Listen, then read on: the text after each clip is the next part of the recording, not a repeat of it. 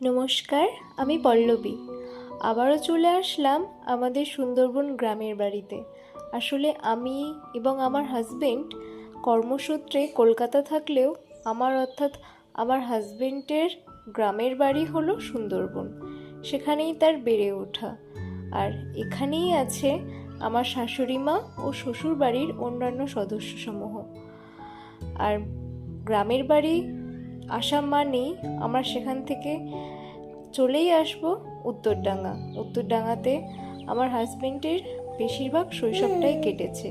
তার বেড়ে ওঠা, তার পড়াশোনা সবটুকুই মামার বাড়ি থেকে। আমারও খুব ভালো লাগে জানেন তো, গ্রামের এই স্নিগ্ধ পরিবেশ দেখতে।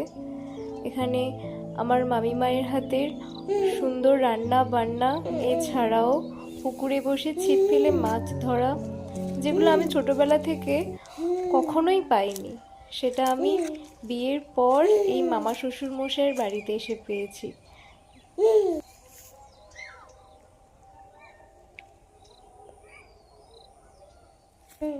সামনের ওই পুকুরটাতেই একবার ছিপ ফেলে মাছ ধরেছিলাম, জীবনের প্রথম অভিজ্ঞতা।